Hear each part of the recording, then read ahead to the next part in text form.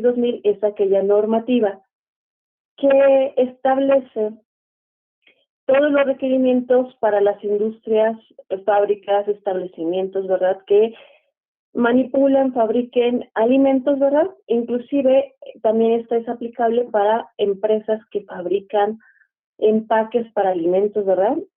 Y toda esta parte que tiene que ver con la cadena alimentaria, que cada vez se hace más robusta y ahora se ha extendido también hacia los canales de distribución y que incluye almacenes como series, ¿verdad? Empresas que se dedican al transporte. Y ahora recientemente, ¿verdad? Ahora la versión 6 está contemplando también ya abarcar a las cadenas que se dedican a la distribución, ¿verdad? Ya hacia el pequeño consumidor y también hacia los servicios que se contratan para mantener la inocuidad, como el tema de laboratorios, como el tema de servicios de control de plagas. Entonces, cada vez esa robustez de control en la cadena alimentaria, pues bueno, siempre se va a dar en base a esta norma que es la ISO 22000. Posteriormente también tenemos normas de prerequisitos para cada sector específico, como los que ya hemos comentado, y finalmente el esquema FSC determina requisitos adicionales, que son los que van a enriquecer ya las normativas establecidas en las normas anteriores y que le van a dar ese cumplimiento hacia los requisitos del GFCI, ¿verdad? Cabe destacar que FSC es un esquema de certificación que está reconocido por el GFCI, entonces de ahí es donde emanan todos los requisitos que cualquier esquema de certificación reconocido por el GFCI, llámese FSC, llámese SQS, llámese BRC, ¿verdad? Basan sus lineamientos, ¿verdad?, para dar ese cumplimiento normativo hacia los esquemas de certificación de inocuidad de los alimentos. Bueno, este no es la excepción. FSC en sus requisitos adicionales, que son los que vamos a revisar el día de hoy, es donde se establecen los requerimientos que están establecidos desde el GFCI y que dan cumplimiento acompañados del ISO 22000 y de los requisitos establecidos en las ISO TS, ¿verdad?, dependiendo del sector de la organización, para poder establecer un esquema de certificación. Bien, bueno, hablando de estos sectores, ¿verdad?, que van a dar pie a qué ISO TS poder elegir o qué esquema de requisitos, ¿verdad?, le aplica a cada uno. El esquema FSC determinó diferentes sectores, o también llamados categorías, ¿verdad? Dependiendo de a qué se dedique la organización, le aplicaría diferente norma de requisitos, que esencialmente emanan de las mismas buenas prácticas de manufactura, pero se aplican diferente dependiendo del sector, ¿verdad? Por eso es que se determinó la necesidad de poder separarlos en categorías o sectores, dependiendo qué parte de la cadena alimentaria están participando. De ahí tenemos, por ejemplo, las actividades principales o primarias, ¿verdad?, que son la agricultura, se denominan como la categoría A y les aplica la ISO TS 22002 en su capítulo 3, ¿verdad?, que es aplicable para las empresas del sector de la agricultura, aquellas que se dedican a la cosecha, ¿verdad?, a la pesca. Bueno, a la cosecha específicamente. Para la pesca todavía no ha habido una norma de requisito que les aplique como tal. Estaba enfocada mucho a la agricultura. Posteriormente, la producción de comida para animales es otro sector en donde, a raíz de que se establecieron los temas de defensa de los alimentos, se dieron cuenta que esto podría ser un canal de ataque para el consumidor, dado la convivencia tan cercana que tiene con sus mascotas, ¿verdad? Este sector se incluyó dentro de los sectores de la cadena alimentaria que tendrían que ser sujetos a controles de inocuidad en la categoría D, y esta producción de comida para animales también incluye perros y gatos, ¿verdad? Y esta es la sección 6, la que aplica para este tipo de empresas. Después tenemos a las empresas de manufactura de empaque para alimentos, o la categoría I, en donde le aplica la sección 4, ¿verdad? En este caso se dieron cuenta que los empaques, sobre todo los primarios, ¿verdad?, aunque no se limita a ellos, pudieran estar en riesgo de contaminar a los productos alimenticios dado que tienen contacto directo, ¿verdad? Entonces, y que llegan también al cliente, a las manos del cliente los empaques, aunque no sean primarios, también los secundarios. Entonces, por eso también, a últimas fechas, también se ha solicitado que las empresas que no solamente fabriquen empaques primarios se incluyan en este tipo de controles. El sector más, ¿verdad?, predominante en este tema de los alimentos, pues obviamente son las empresas que manufacturan alimentos y también aditivos o sustancias que se incorporen a los alimentos, ¿verdad? Como el tema de fermentados o subproductos de fermentados, que entran en la categoría C y K. C son todo el tema de alimentos y K son todo el tema de los aditivos o subproductos que se incorporan a los alimentos y a ellos les aplica la categoría 1 de las normas ISO 3. Posteriormente tenemos a las empresas de transporte y almacenamiento, que en la categoría G, y les incluye ya la sección 5, a ellos les aplica esta sección. Después al servicio de comidas, que estamos hablando de la categoría E, y les aplica la sección 2, y finalmente la sección minorista y mayorista, que son las de reciente creación, ¿verdad? Ustedes se darán cuenta porque todavía no hay una ISO-TES establecida para ellos. Todavía empezamos a ver que aquí se maneja el PAS 221. Y esto no es coincidencia. El PAS siempre fue el precursor de las ISO-TS. Antes de ser ISO-TS hablábamos del PAS 220, hablábamos del PAS de diferentes denominaciones, y de ahí es donde surgieron todas las ISO-TS de los PAS o de las especificaciones públicamente disponibles que fueron elaborados inicialmente por el BSI, ¿verdad? Y de ahí surgieron todas esas ISO-TS. Y bueno, una vez que tenemos claro que hay diferentes sectores o categorías y que les aplica diferente norma para establecer requisitos, pues bueno, entonces ya tenemos claro que las variantes para dar cumplimiento a este esquema de CCC se determinarán por la ISO 22000, la parte de la ISO-TS o de los requisitos que les aplique, y finalmente con los requisitos adicionales que se deban de cumplir para todas estas organizaciones. Bien. Ahora, ¿cuándo fue que se cambió esta versión 5.1? Fue a partir del 3 de noviembre de 2020 que la Fundación FCC publica la versión 5.1 y que fue aplicable a partir del 1 de abril del 2021. ¿Qué quiere decir? Que al día de hoy, ¿verdad?, ya todas las organizaciones que estén certificadas bajo el esquema FCC o que se quieran certificar bajo este esquema deberán cumplir ya la versión 5.1. Ahora vamos a tocar el tema de los cambios. Vamos a revisar los 15 requisitos que actualmente están vigentes en esta versión para poder identificar cuáles fueron los que cambiaron. Bueno, el primer requisito adicional que establece este esquema de FCC es el 251, ¿verdad? Cabe destacar que estos requisitos adicionales son parte de toda una documentación del esquema que está disponible en la página de FCC 22000 y que también incluye requisitos para organismos de certificación, organismos de capacitación y organizaciones que quieren certificarse. Entonces, nosotros aquí solamente estamos revisando esta parte que tiene que ver con los requisitos adicionales y que está establecido en el punto 2.5, y de ahí emanan los 15 requisitos adicionales que estamos revisando el día de hoy. Bueno, regresando a los 5.1, que es la gestión de servicios y materiales comprados, ¿verdad? Recordemos que ya incluía el inciso A, pero no como inciso, era nada más el puro requisito. Ahora ya se separaron en 3 incisos. El primero de ello es que nos dice que adicionalmente a los requisitos de la cláusula 716 de la norma ISO 22000, ¿verdad?, la organización debe garantizar que cuando utilice servicios de análisis para la verificación o validación de la inocuidad de los alimentos, ¿verdad?, estos deben ser realizados por laboratorios competentes, ¿verdad? La forma de demostrar la competencia de un laboratorio es que puedan evidenciar que tienen reproducibilidad y repetitividad en sus análisis. Una forma de poder evidenciar esto es a través de una acreditación.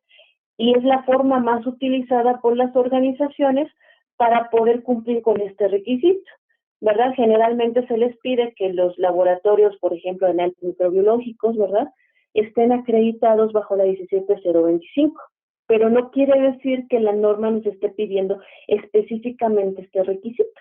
Es la forma más fácil que han encontrado las organizaciones de evidenciarlo, pero si ustedes encuentran o tienen evidencia de que ese laboratorio muestra su competencia a través de evidencia que determine que hay reproducibilidad y repetitividad en sus análisis, eso también es válido, ¿ok? O sea, no es necesario que un laboratorio esté acreditado siempre y cuando tenga y muestre evidencia de que es competente en sus análisis. Bien.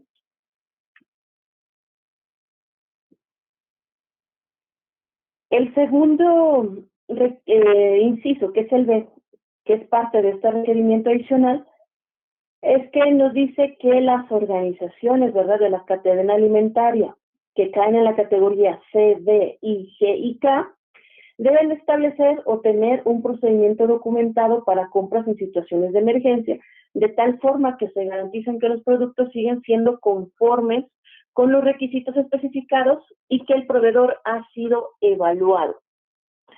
Este requisito no es nuevo, ya estaba, ¿verdad?, en donde ya se, pero era parte de lo que anteriormente conocíamos como listado de partes interesadas o el BOS, por sus siglas Board of Stakeholders, ¿verdad?, en inglés.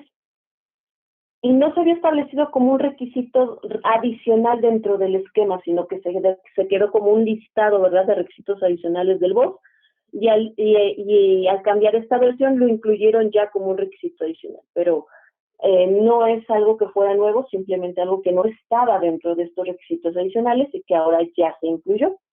Bien. El otro inciso, que es el D, nos habla acerca de que las organizaciones que tengan una categoría en la cadena alimentaria C, D, I, G y K, ¿verdad?, tienen que aplicar adicionalmente a lo que determina la norma para requisitos, tienen que establecer, implementar y mantener un proceso de revisión de las especificaciones de los productos para asegurar el cumplimiento continuo de los requisitos del nivel de los alimentos legales y de los clientes. Esto surgió a raíz de quienes en muchas organizaciones, incluyendo seguramente ustedes se habrán dado cuenta o suscriptora que se dedica a auditar varias organizaciones bajo este esquema FCC, pues nos dimos cuenta, ¿verdad?, que las empresas se certificaban, cumplían con todos los requisitos que marcaba el esquema, ¿verdad?, incluyendo el de establecer especificaciones para materias primas, para productos terminados. Pero cuando pasaba el tiempo que llegaba la primera revisión de la auditoría de certificación y después la segunda, y en muchas que llegaban al ciclo de recertificación, ¿verdad?, nos vamos dando cuenta que conforme pasaba más el tiempo, las especificaciones se quedaban en algunos casos, ¿verdad?, sin actualizar en base a los cambios que había tenido la organización. Y esto llevaba a que algunas organizaciones habían cambiado de proveedor y los ingredientes ya no eran los mismos, ¿verdad? Y entonces esas especificaciones de materia prima no necesariamente ya seguían siendo apropiadas o vigentes para los productos que la organización producía en ese momento, ¿no? Entonces, ahora este requisito adicional viene a reforzar que la organización siga manteniendo la vigencia, la revisión de todas esas especificaciones que se establecieron en algún momento y que vayan cambiando y actualizándose conforme vayan haciendo cambios en materias primas, en productos terminados o en procesos, ¿verdad? De tal forma que se asegure que se sigan cumpliendo con los requisitos de inocuidad, los legales y de los clientes. Para eso se estableció este requisito adicional. Muy bien. Después tenemos el siguiente requisito adicional, que es el 252, en donde nos indica que adicional a los requisitos de la cláusula 8513 de la ISO 22000, la organización debe garantizar que todos los productos terminados se etiqueten conforme a todos los requisitos legales y regulatorios aplicables al país previsto para la venta, ¿verdad? Este requisito no cambió, simplemente se enriqueció, en donde ese enriquecimiento fue hacia especificar que dentro de estos requisitos regulatorios aplicables, ¿verdad?, se incluyeran los requisitos para los alérgenos, además de los clientes. Esto se debió a que el año pasado las principales causas de los recalls que hizo la FDA, ¿verdad? Llegó un momento, inclusive, recuerdo mucho el mes de agosto, en donde se publicó la noticia de que el 80% de los recalls de ese mes de agosto habían sido debido a que había alérgenos no declarados, a que no se estaban declarando alérgenos. Entonces, de ahí surgió este requisito aún más específico de poder solicitar a las organizaciones que dentro de su etiquetado de los productos se incluyan los alérgenos, ¿verdad? Y también se dieron cuenta que hay productos que se venden a granel y no se pueden etiquetar, ¿verdad? O que por su forma de venta no llevan una etiqueta como tal. Entonces, cuando eso sucede, ya aquí el esquema contempló que el producto que no se puede etiquetar tenga que llevar toda la información relevante disponible para el cliente, de tal forma que ellos puedan tener toda la información de cumplimiento legal, ¿verdad?, del cliente y de los alérgenos que pudiera contener ese producto. Bien. Seguimos con el siguiente requisito, que es el 253, que es hacia la defensa de los alimentos. Este requisito se quedó tal cual, ¿verdad?, en donde nos pide que se haga un análisis de amenazas y se tenga un procedimiento documentado de cómo ustedes van a hacer este análisis de amenazas, qué contemplan para poder hacer este análisis de amenazas, ¿verdad? De tal forma que ustedes en este procedimiento contemplen la forma en la que van a identificar y evaluar esas amenazas para poder identificar sus amenazas significativas y establecer acciones de mitigación de las mismas. Aquí recuérdense que cuando hablamos de defensa de los alimentos, hablamos de amenazas significativas, ¿verdad? Eso es algo importante de recordar. Y que este análisis de amenazas, ¿verdad?, en el plan que surge de él, tiene que abarcar, ¿verdad?, las acciones de mitigación, todos los procesos y los productos que estén dentro del alcance del sistema de gestión de la inocuidad de los alimentos, ¿verdad? Estas estrategias de mitigación, por mencionar algunas, ¿verdad?, pueden ser accesos restringidos a las áreas que ustedes hayan identificado como sensibles, ¿verdad? O el sistema de cámaras de vigilancia, que son controles que muchas organizaciones ya tenían, ¿verdad?, o que ya habían implementado, simplemente que no se habían establecido como parte de un plan de defensa hacia los alimentos.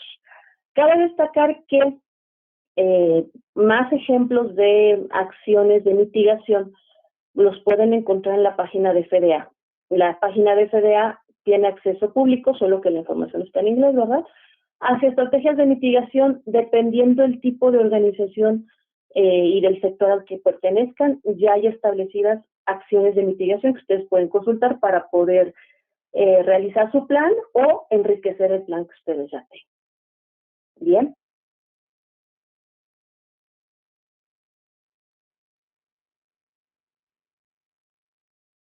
También es importante recordar que este plan de defensa de los alimentos debe contar con el apoyo del sistema de gestión de los alimentos de la organización. ¿Y esto qué quiere decir?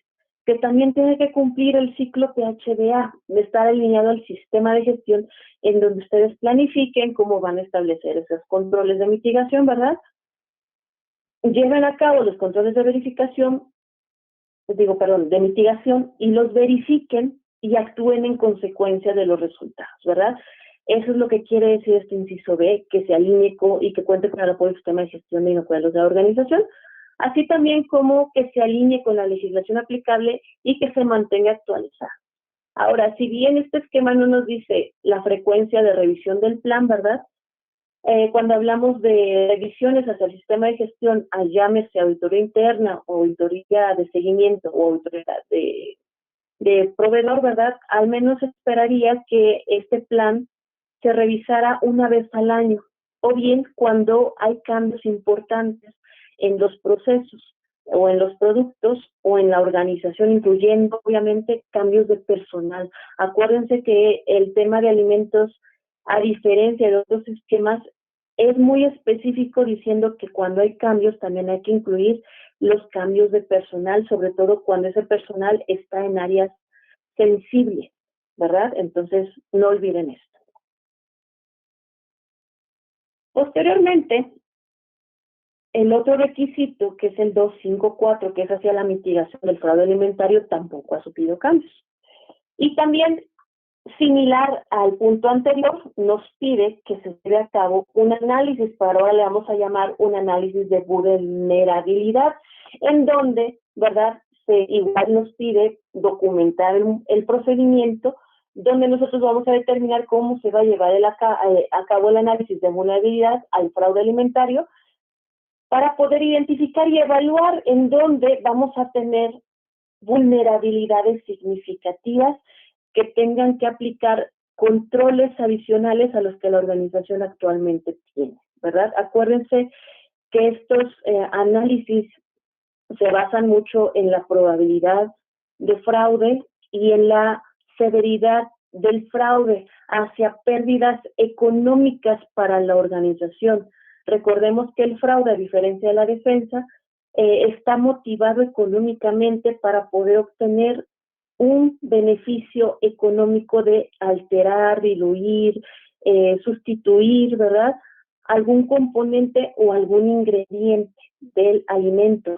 Cae en tema de fraude también aquellos ingredientes no declarados, ¿verdad?, o omitidos dentro del etiquetado del producto. Eso también se cae dentro del fraude alimentario. Entonces, todo esto deberíamos de considerarlo cuando se establezca este procedimiento, ¿verdad?, de poder llevar a cabo este análisis. Después, cuando ya se obtenga ese plan derivado de la identificación de las vulnerabilidades significativas, ¿verdad?, nos pide también que este plan incluya todas aquellas acciones de mitigación para los procesos y los productos dentro del alcance del sistema de inocuidad de los alimentos, ¿verdad?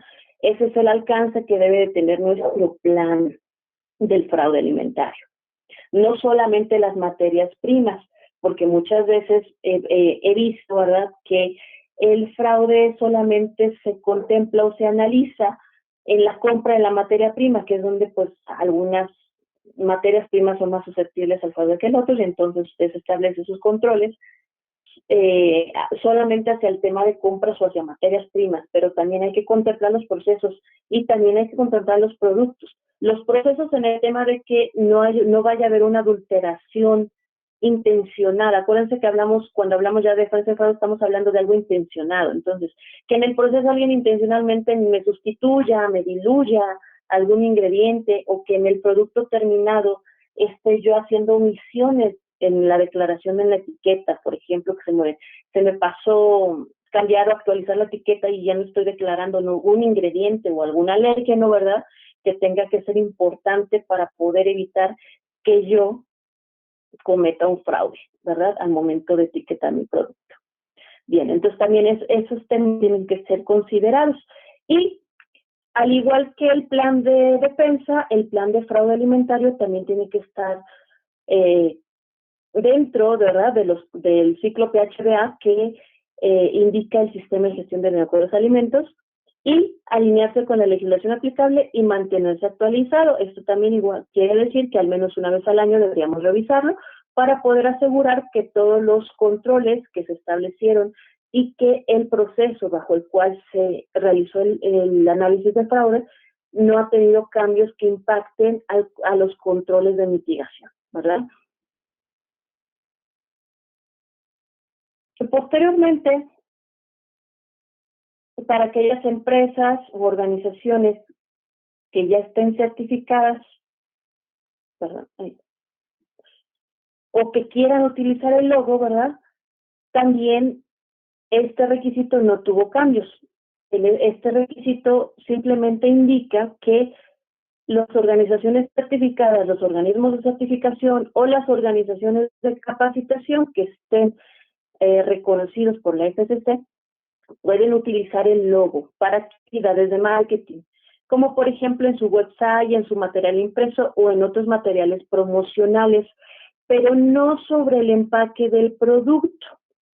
Esto se debe principalmente a que lo que se certifica es el sistema de gestión, no el producto. Por eso ustedes en los logos de empresas que se certifican, tanto en este esquema como en algunos otros, ¿verdad? Incluyen el mensaje empresa o sistema de gestión, más bien dicho, certificado en, ¿verdad? Porque precisamente lo que se certifica es el sistema de gestión y no el producto. Y cuando entonces ustedes decidan utilizar este logo, ¿verdad? Deberán cumplir con los pantones, con los tipos de letra, ¿verdad? Establecidos por la fundación. Es importante decir que también el logo se puede utilizar en blanco y negro si toda la información está en blanco y negro, ¿verdad? Entonces, el tema del uso del logo se sujeta a estos requisitos, lo que no han cambiado, ¿verdad? Y aquí mismo nos los dice en el inciso C que no puede estar en productos, en etiquetas, en empaques, ni primario, ni secundario, ni de otra forma, o en cualquier otra forma que implique que la FCC aprueba un producto, ¿verdad? Un proceso o un servicio. No, acuérdense, lo que se certifica es el sistema de gestión, ¿verdad? En el caso de empresas certificadas. Bien. Otro requisito que no cambió fue el tema de la gestión de alérgenos. Se sigue solicitando que se cuente con un plan de gestión de alérgenos documentado donde se contengan todas las fuentes potenciales de alimentación, fuentes potenciales de contaminación cruzada por alérgenos y se establezcan los controles para reducir o eliminar el riesgo de esta contaminación cruzada. Aquí en este requisito es cuando toma importancia el tema de del plan de gestión de alérgenos, ¿verdad? Este es todo un tema en donde pues ustedes pueden ahondar muchísimo cómo las posibles fuentes de contaminación cruzada dentro de una empresa, es decir, no solamente basta con identificar los alérgenos en el HACCP, porque muchas empresas lo que hacen es decir, bueno, pues ahora incluyo específicamente dentro de los peligros físicos, químicos y biológicos, ¿verdad? También incluyo el alérgeno como separado. Sabemos que es un peligro químico, pero lo incluyen separadamente para poder identificar si dentro del análisis HACCP a las materias primas y a los procesos pudiera haber algún riesgo de contaminación con alérgenos. Bueno, esto no basta, porque también acuérdense que aquí hablamos de contaminación cruzada y la metodología HACCP lo que hace es identificar posibles contaminaciones no intencionadas dentro del proceso de producción del alimento y no contempla, por ejemplo, el que la gente pueda meter cacahuates al proceso de producción, ¿verdad? Y pueda equivocarse en poder utilizar utensilios que van destinados solo para alérgenos o en otros controles como los temas de limpieza, ¿verdad? Que ya recaen en otro tema de control preventivo, pero que también pueden ser parte de una contaminación cruzada. Y entonces, esta gestión de alérgenos, por eso se da un requisito específico para poder desarrollar un plan de gestión de alérgenos como tal, ¿verdad? De ello, igual, ustedes pueden encontrar un webinar ya en nuestra página web y en nuestro canal de YouTube, hablando específicamente de este tema que es bastante interesante. Bien. Después tenemos otro requisito adicional que es el de monitoreo ambiental. Este requisito ya estaba también, simplemente que ahora se agregó que en este programa de monitoreo ambiental basado en riesgo, ¿verdad? No solamente se contemple la evaluación de la eficacia para poder prevenir contaminación proveniente de microorganismos, sino también ya incluyó el tema y especificó el tema de los alérgenos, que dentro de este programa de monitoreo ambiental se pueda contemplar si el ambiente no es un factor de contaminación por alérgenos. Y se mantiene el requisito de poder revisar tendencias de los resultados de estos monitoreos hacia el programa de monitoreo ambiental, ¿verdad? Aquí lo relevante es que se incluye ahora el tema de los alérgenos, y de verdad que sí es un cambio en muchas organizaciones dicen, bueno, el monitoreo microbiológico sí ya, sin problema alguno, pero ahora el alérgeno, ¿cómo le hago? Pues bueno, es un tema que también posteriormente podríamos tratar, y de hecho ustedes van a poder encontrar un poco más de información en el webinar de plan de gestión de alérgenos, ahí donde ustedes pueden darse ideas de cómo empezar a controlar, ¿verdad?, el tema de monitoreo ambiental para los alérgenos.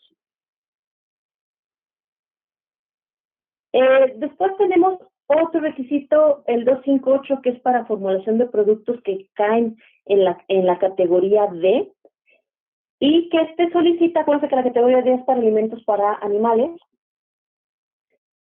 nos solicita aquí este requisito que se tengan que implementar procedimientos a fin de gestionar la utilización de ingredientes con nutrientes que puedan tener impacto adverso para la salud de los animales. Entonces, acuérdense, este requisito surge de poder controlar la idoneidad y la inocuidad de lo que comen los animales, porque al final los animales consumen un alimento, ¿verdad? Y si ese contiene una toxina o contiene algún tipo de medicamento, ¿verdad?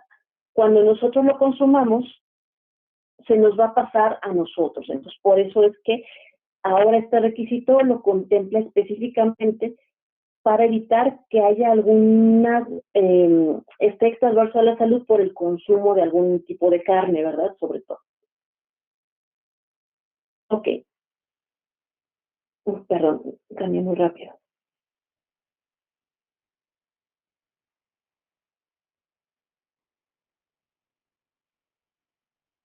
Ok.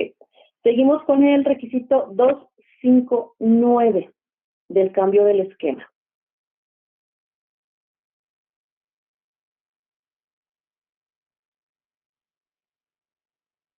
En este requisito 259, perteneciente al transporte y entrega, específicamente para la categoría ET1, que se dedican al transporte, ¿verdad?, y a la entrega de productos, la organización debe garantizar que los productos se transporten y se entreguen en condiciones que minimicen la posibilidad de contaminación. Si bien ya el tema de almacenamiento, ¿verdad?, ya era contemplado dentro de los ISO-TS en cada uno de los sectores de la cadena alimentaria, ¿verdad?, se dio relevancia que las empresas que tenían específicamente esta función de trasladar todos los productos alimentarios, ¿verdad?, pudieran cumplir con este requisito para sus operaciones en específico, porque obviamente los traslados pues pueden ser muy largos, ¿verdad? Y entonces en ese transcurso de que cargaron y entregan un producto, sobre todo el alimenticio, pues ellos tienen que asegurar que se mantengan las condiciones de inocuidad, ¿verdad? Y se minimice esta posibilidad de contaminación. También nos dice que se debe de garantizar que los productos se transporten y se entreguen en condiciones que no minimicen la posibilidad de contaminación. Perdón, se duplicó la diapositiva. Bien, en el 2510, este es un requisito nuevo. A partir de estos ya son todos los requisitos nuevos, ¿verdad?, dentro del esquema 5.1, la versión 5.1 del esquema FCC, perdón, en donde nos habla del almacenamiento y el almacén de todas las categorías de la cadena alimentaria, perdón. Este requisito no solicita que se tiene que establecer, implementar y mantener un procedimiento, ¿verdad?, o un sistema específico de rotación de existencias, que incluya los principios de primeras caducidades, primeras salidas, o FEFO en inglés, o en conjunto con primeras entradas o primeras salidas, ¿verdad?, o FIFO en inglés. Es decir, que ya este requisito se vuelve parte del esquema. Anteriormente este requisito ustedes también lo podían encontrar en el listado de partes interesadas, y ahora ya lo incluyeron como un requisito específico del punto 2.5. Anteriormente no estaba ahí, pero ya existía en el listado de partes interesadas. También nos piden, su inciso B, que la organización, aparte de dar cumplimiento al esquema de requisitos, ¿verdad?, Se debe contar con requisitos específicos que definan el tiempo y la temperatura posteriores al sacrificio en relación con la refrigeración o congelación de los productos. Obviamente cuando les aplique, ¿verdad? No en todas las organizaciones se aplica este requisito, porque no hay sacrificio. Ahora también cabe destacar que este requisito, las organizaciones que pues ya cuentan con el TIF, pues lo cumplen sin ningún problema, porque ya era un requisito que TIF le solicitaba. Simplemente que este requisito no era parte de este esquema y ahora lo agregamos. Después tenemos el punto 2.5.11, que es el control de peligros y acciones para prevenir la contaminación cruzada. Este también se agregó como nuevo al esquema, pero ya estaba en el listado de partes interesadas. Entonces nos damos cuenta que muchos de los cambios de este esquema se debió a que lo que anteriormente estaba en el listado de partes interesadas o en el BOS, ahora ya lo hicieron parte de los requisitos adicionales, ¿verdad? Y bueno, vamos a revisar. En el inciso A nos dice que para la categoría I o la categoría de empaques se debe de contar con requisitos específicos en el caso de que el envase se utilice para impartir o proporcionar un efecto funcional al alimento, como por ejemplo la extensión de vida útil. Esto se da porque en algunos productos, para alargar su vida en aquel, ¿verdad?, se utilizan empaques que tienen una barrera que resisten la permeabilidad del oxígeno, sobre todo cuando se empaca en atmósferas modificadas o en ausencia de oxígeno, ¿verdad?, al vacío. Entonces, estos empaques deberían de contar con estos requisitos específicos que aseguraran que la barrera para el oxígeno se cumpla, ¿verdad?, o de qué forma se cumple. Así también como algunos otros, ¿verdad?, en donde el empaque juega un papel importante en la inocuidad del alimento o en su vida útil. Posteriormente tenemos también que para las categorías C, E e I de la cadena alimentaria, nos pide específicamente para la CI que la organización cuente con requisitos específicos para el proceso de inspección en corral o establo, ¿verdad?, y o en la visceración para asegurar que los animales son aptos para el consumo humano. Nuevamente, este requisito ya se vuelve parte del esquema, pero no es que sea nuevo realmente. O sea, todas las organizaciones que se dedican a estas actividades y que generalmente son reguladas por el esquema TIF, ¿verdad?, ya tienen estos requisitos establecidos, porque son parte de un cumplimiento normativo que ya se tenía dentro del esquema TIF y que todas estas organizaciones cumplen. Sin embargo, pues bueno, no estaban dentro de este esquema FCC y ahora ya los hicieron parte de. Posteriormente, y el cambio más significativo que yo les pudiera decir en base a mi experiencia de este esquema, ¿verdad?, y de esta nueva versión 5.1, es el 2.5.12, que es relativo a la verificación de los requisitos. Este sí es nuevo, no estaba en el listado del BOS. Entonces, aquí nos dice prácticamente que para las categorías C, D, G, I y K de la cadena alimentaria, se tiene que establecer, implementar y mantener inspecciones rutinarias del sitio y de la verificación de los requisitos para verificar que se mantienen en condiciones adecuadas para garantizar la inocuidad de los alimentos. Y entonces, ahora, este requisito adicional, que es muy importante, ¿verdad?, nos dice que tenemos que tomar en consideración el sitio, desde los alrededores, la parte externa, la parte interna, ¿verdad?, que es la primera barrera de protección para la organización, ¿verdad?, y también para la entrada de personas, de plagas y de algunos otros contaminantes del ambiente. Tenemos que verificar que se dé cumplimiento con estos requisitos desde la entrada al sitio, ¿verdad?, todo el sitio, el ambiente de producción y el equipo de procesamiento. Entonces, aquí ya es muy específico este requisito adicional en donde no solamente se pretende que las organizaciones se queden con las inspecciones que generalmente se realizaban hacia el cumplimiento de requisitos.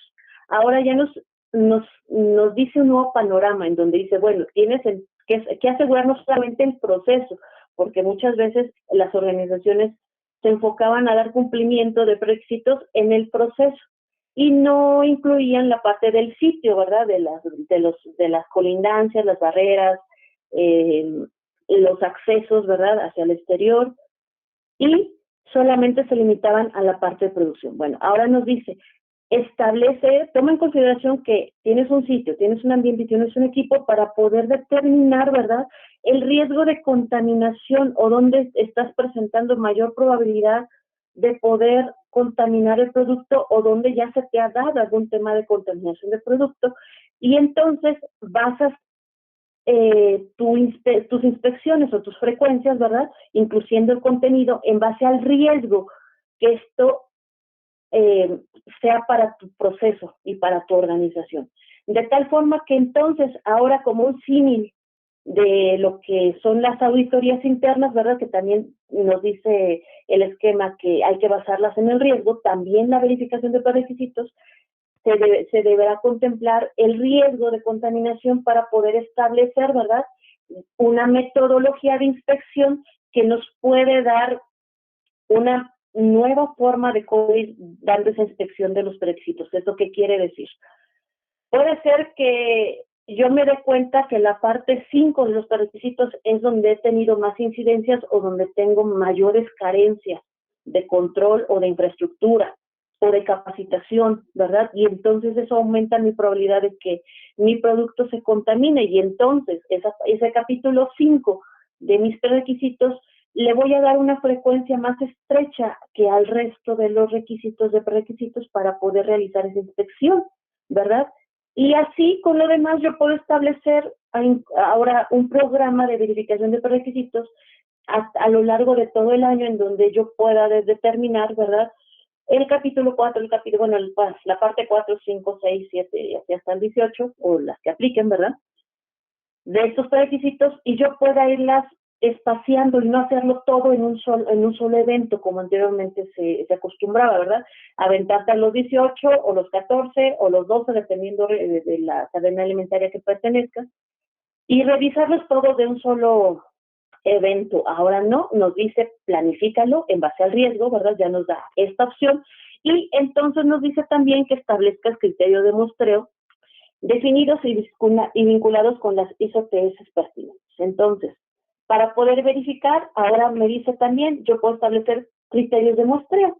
¿Qué voy a hacer? Bueno, supongamos que vemos el requisito de limpieza, que es donde muchas organizaciones de repente tienen lapsos donde el control se vuelve débil, ¿no?, hacia la limpieza. Entonces me doy cuenta que ahí tengo un mayor riesgo. Bien, entonces ahora voy a determinar qué voy a mostrar para poder asegurar que se esté cumpliendo ese requisito de limpieza. Y entonces yo voy a echar mano de otros mecanismos que ya tengo implementados, que son los análisis microbiológicos, ¿verdad?, o el muestreo con luminómetro, ¿verdad?, o la verificación visual de las áreas, ¿verdad? Y entonces voy a muestrear, ¿verdad?, alguna de estas para poder asegurar dentro de mi programa de verificación que se está manteniendo el prerequisito de limpieza. Bien, entonces este es un tema muy amplio que vale la pena revisar específicamente cuál sería un plan, cómo se va a hacer el plan, cómo se analizan los riesgos y cómo se establecen estos criterios de muestreo, ¿verdad?, de una organización, pero este es el cambio más relevante que yo les puedo decir que ha tenido este esquema. Bien, y esto hace que las organizaciones no solamente se queden en recorridos para verificar requisitos, sino que ya tengan toda una metodología alineada al esquema PHBA para poder planificar estos recorridos, ¿verdad?, en base al riesgo, realizar estos recorridos, verificar estos resultados con estos muestreos y actuar en consecuencia. ¿Bien? Y bueno, también hay otro requisito adicional que es nuevo, que es el desarrollo de productos. Esto es nuevo porque ya está establecido dentro del esquema como un requisito adicional, pero no quiere decir que sea nuevo y que no se había aplicado anteriormente en las organizaciones. Anteriormente el esquema de inocuidad contemplaba que ya cuando te certificabas en ISO 22 o en FSC y tu alcance era fabricación de productos, pues la fabricación ya incluía, ¿verdad?, los controles hacia el desarrollo de productos. Pero muchas veces no era así. Las organizaciones se limitaban a que el alcance era fabricación y la auditoría y los controles que se revisaban eran hacia la fabricación exclusivamente de ese producto. Y muchas veces no se revisaban, ¿verdad?, el tema de los controles hacia el desarrollo de productos.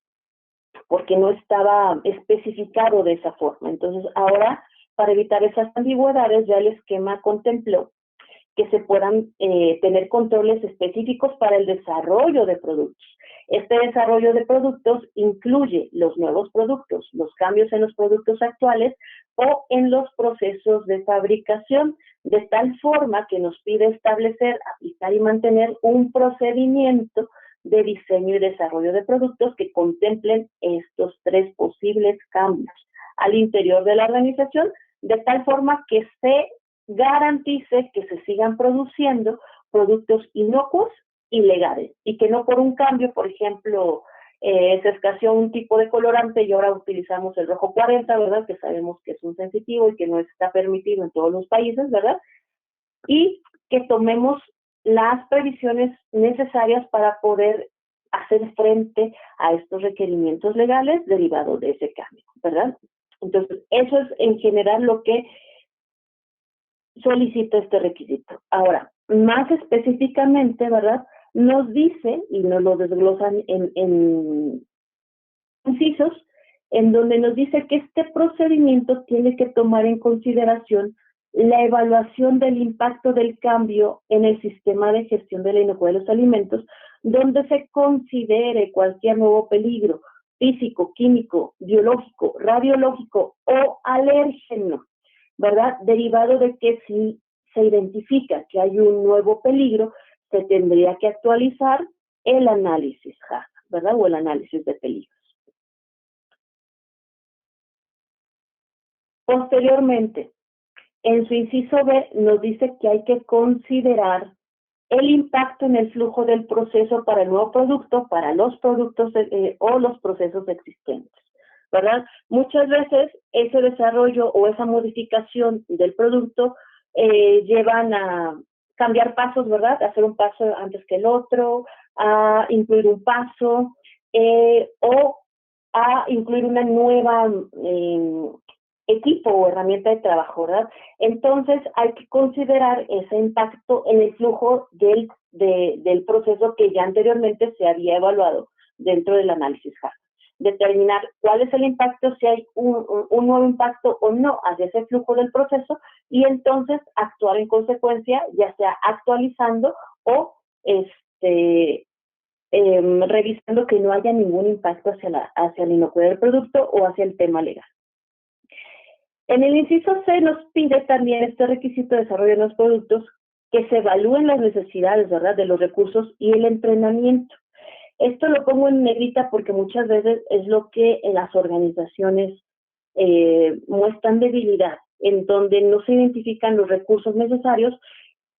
Entiéndase como recurso no solamente el tema financiero, sino también el tema de tiempos, el tema de personal, el tema de capacitación o competencia del personal, que también son parte de los recursos, incluyendo utensilios nuevos, espacios nuevos, ¿verdad? En donde eso entra dentro del tema de recursos y muchas veces no se considera o no se deja evidencia de que se consideró cuando se hace un desarrollo o una modificación del producto o del proceso. También nos pide considerar los requisitos de los equipos y del mantenimiento, la necesidad de realizar pruebas de producción y pruebas de anaquel que nos aseguren que el producto o la modificación de ese producto o del proceso no impacten en la vía de anaquel del producto, ¿verdad? Es decir, que si decimos que duraba 6 meses, siga manteniendo esa duración en base a pruebas de anaquel. Bien.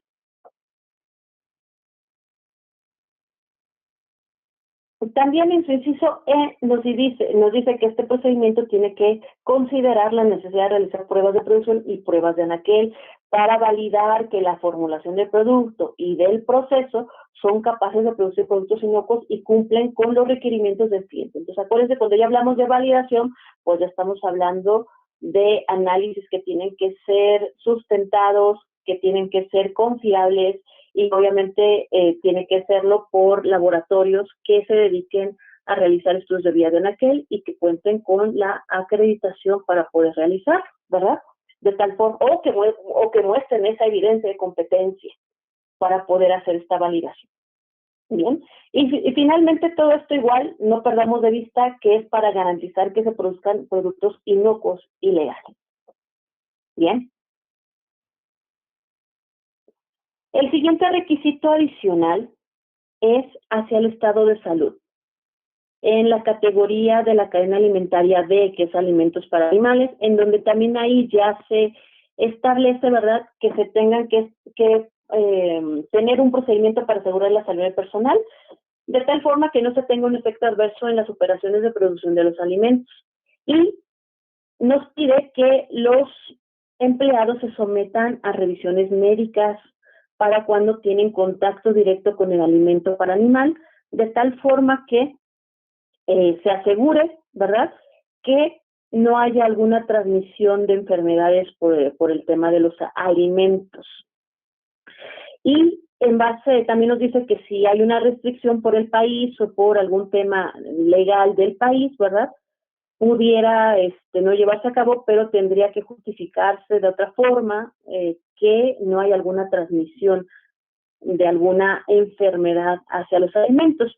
Generalmente, no solamente en este sector de la cadena alimentaria, sino en todos los sectores de la cadena alimentaria, sobre todo en el tema de fabricación de alimentos, se realizan análisis parasitoscópicos, el exudado faríngeo, el hemocultivo o el de reacciones febriles, que son los tres principales utilizados en este tipo de industria para poder asegurar que las personas que tienen contacto con el alimento no son vehículos de transmisión de alguna enfermedad o de algún patógeno como salmonela, ¿verdad?, hepatitis, estafilococo o algún tipo de virus que pudieran tener en su organismo. Bien, pero cada organización lo determinará en base también a su análisis de peligros y a las restricciones legales del país donde se ubique la fábrica. Otro requisito adicional y el último de este esquema es el 2515. Este requisito adicional 2515 aplica a las organizaciones con certificación multisitios. Anteriormente, ¿verdad?, las organizaciones se certificaban por sitio. Ahora no, ahora ya incluye esta certificación multisitio, en donde ya se reconoce que hay una función central, ¿verdad? Ahí hay sitios adicionales a esa función central y que por esta condición se tienen que cumplir ciertos requisitos para garantizar, ¿verdad?, que se dispongan de requisitos suficientes, definiendo claramente los roles, las responsabilidades y los requisitos de la gestión de los auditores internos, del personal técnico, que revise las auditorías internas y otro personal clave que participe en el sistema de gestión de la inocuidad de los alimentos. Generalmente, cuando ya hablábamos de esquema multisitios en otros esquemas, como el de calidad, ¿verdad?, lo que se veía muy comúnmente es que el sistema de gestión surgiera y se estableciera en la función central y que cuando ibas a revisar los sitios que formaban parte de ese esquema de certificación multisitio, el sistema de gestión variaba o no se aplicaba de la misma forma. Es decir, no se lograba estandarizar el sistema de gestión en cada uno de los sitios. Entonces, ahora ante este panorama que se estaba vislumbrando y que ya estaba contemplado para los organismos de certificación, pero no había un requisito para las organizaciones que se certificaran, ¿verdad? El esquema ya lo incluye como parte del requisito para la organización que se va a certificar, que cuente, ¿verdad?, o que asegure con estos requisitos que puedan ayudarle a poder estandarizar y mantener el sistema de gestión en cada uno de los sitios y que los criterios que se establezcan en la función central se puedan permear e implementar en cada uno de los sitios que forman parte del esquema de certificación a través de poder determinar todos estos requisitos que nos marca el inciso A. Bien.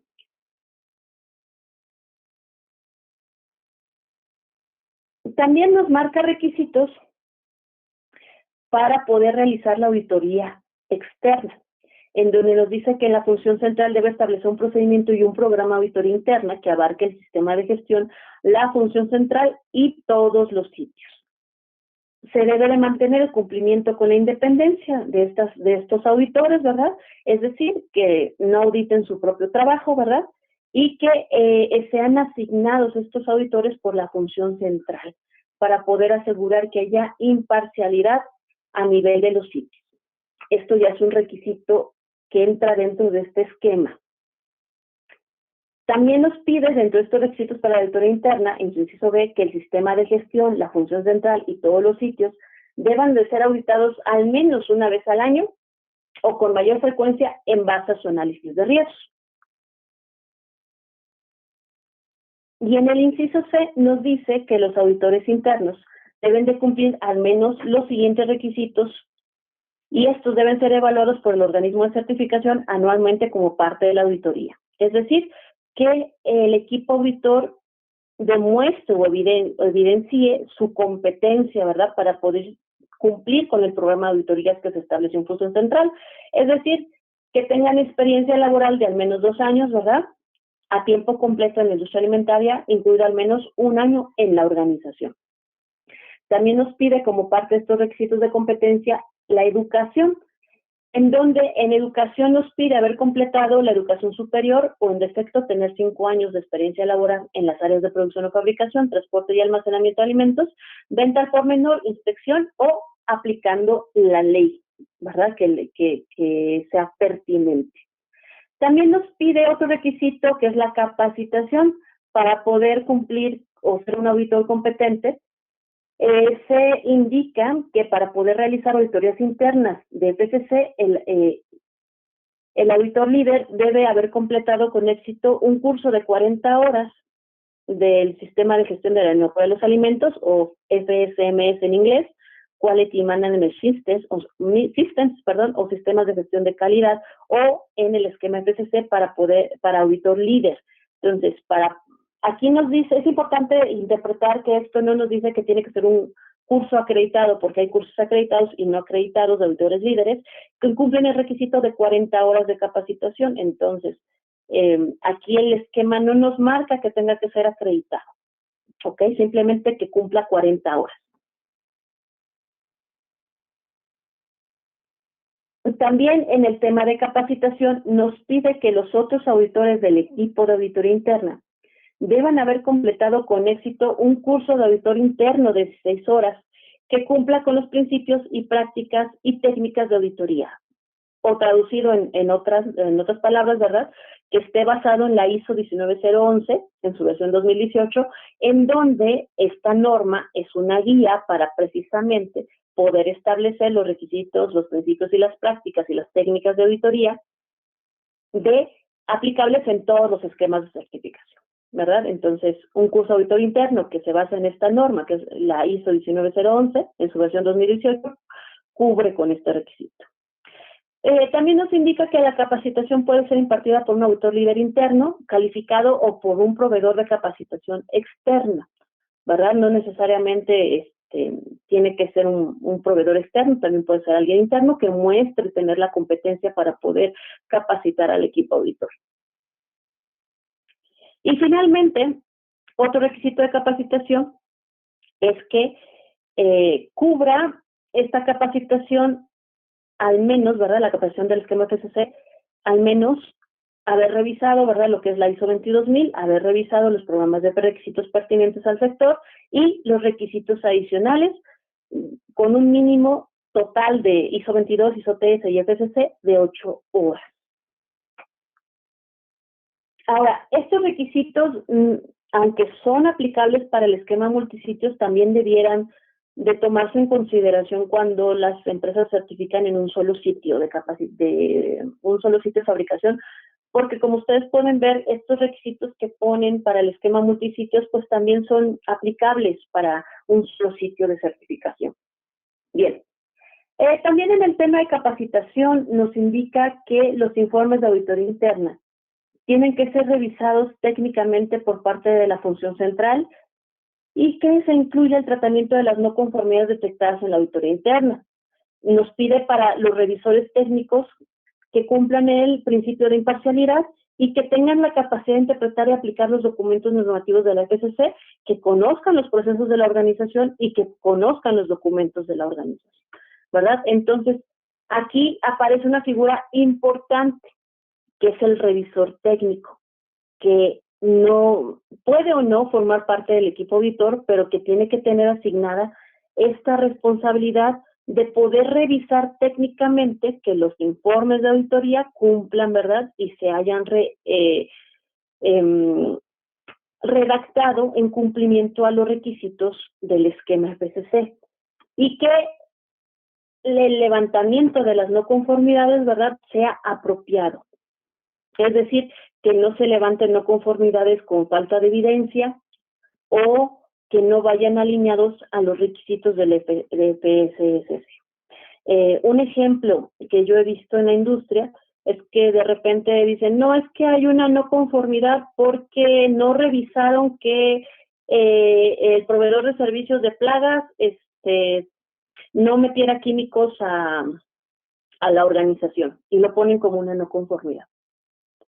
Y cuando revisas esa no conformidad, resulta que no hay un requisito establecido por la organización, ¿verdad?, en donde se indique que no se deba introducir los químicos a la planta, ¿no? Y entonces ahí te das cuenta que la no conformidad no es adecuada, porque está bien, hay un peligro identificado, eso estoy totalmente de acuerdo, pero mientras no hayan ligado un requisito que establezca la organización, que establezca el esquema, pues entonces no podemos hablar de una no conformidad. Y entonces aquí la no conformidad no es que no se haya revisado, es que no hay un requisito, ¿verdad? Y ahí es donde esa revisión técnica cobra relevancia. ¿Bien? Y bueno, en base a esta revisión técnica, ¿verdad?, viene y se liga el inciso B, en donde nos pide que los auditores internos y los revisores técnicos deben ser sujetos a un monitoreo y calibración anual de su desempeño. Entonces, si yo en la revisión técnica me estoy dando cuenta que les está faltando competencia para poder identificar y redactar no conformidades, pues entonces, cuando yo hago una calibración anual, empezamos a tocar estos temas para que el equipo auditor pueda interpretar y aplicar los requisitos de la norma y de la organización de una manera estandarizada, que eso es lo que nos habla la calibración, ¿verdad? Y estos errores cada día más sean los menos. ¿Qué quiere decir? Que generalmente es un reto para todas las organizaciones, incluyendo los organismos de certificación, que puedan tener calibrados a sus auditores para que tengan una metodología estandarizada de aplicar la auditoría interna, ¿verdad?, y de identificar no conformidades.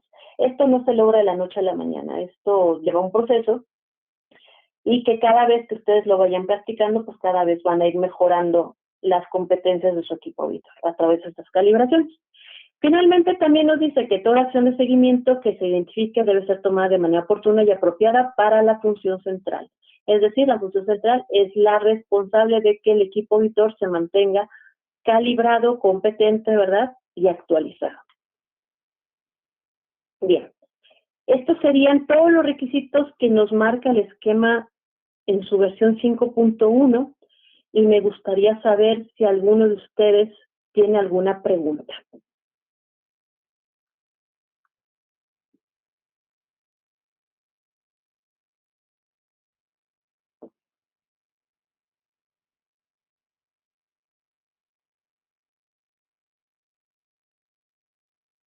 Ok, bien, creo que no hay preguntas.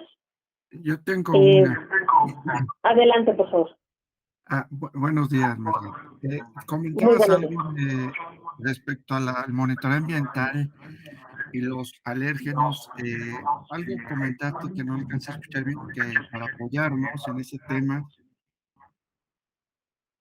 Había un webinar ya en nuestro canal de YouTube, hay un webinar de gestión de alérgenos, plan de gestión de alérgenos. Muchas gracias.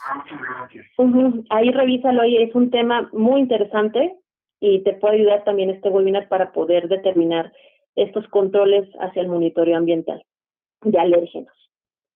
Muy bien, de acuerdo.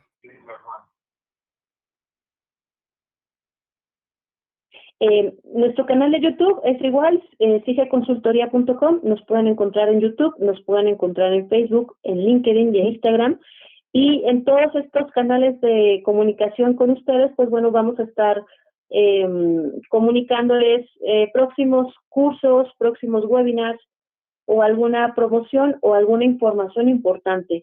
Cabe destacar que el esquema FCC ya está planificado que para el 2023 cambie a la versión 6.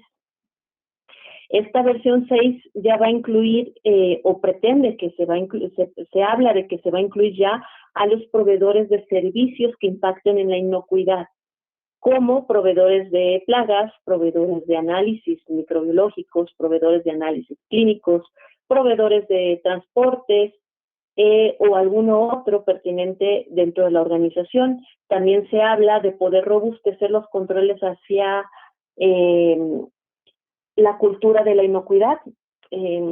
Anteriormente el esquema FSC contemplaba, y bueno, todavía, ¿verdad? Todavía lo contempla, pero se han dado cuenta que el requisito 7.2 de la ISO 22000 no necesariamente es el único que va a dar cumplimiento a los requisitos de cultura de inocuidad, sino que se vislumbran que se pongan algunos otros requisitos para dar cumplimiento a la cultura de la inocuidad.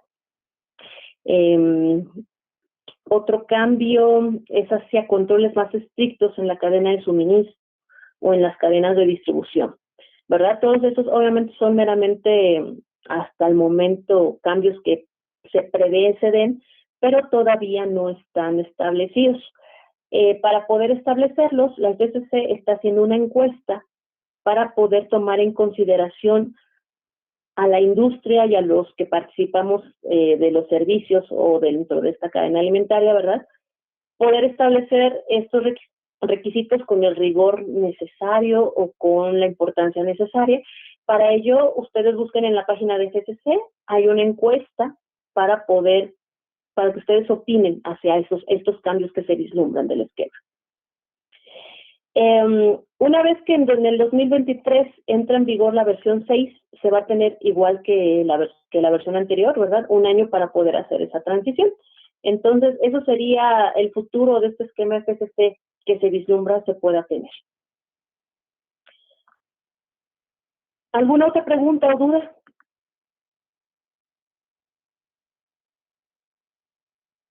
Ok, bien. Chicos, también les tengo una última noticia para despedirnos de este webinar y agradecerles su participación. Vamos a estar abriendo un curso de 8 horas, ¿verdad?, para poder revisar más a detalle y más a profundidad los requisitos del esquema FCC. Ustedes como participantes de este webinar ya tienen un 15% de descuento. A cada uno de ustedes, en base a los datos que nos dejó, les vamos a mandar la invitación y esperemos que poder contar con su participación. Seguramente el curso se va a dar en el mes de junio para poder darles el tiempo que ustedes puedan realizar su planificación en caso de que quieran participar. Pues si no hay alguna otra duda o comentario, pues no me quedan más que agradecerles su participación, su tiempo y invitarlos a que revisen todos nuestros servicios en nuestras redes sociales y en nuestra página de internet. Muchísimas gracias por su participación. Muchas gracias, igualmente. Buen día. Buen día, hasta luego.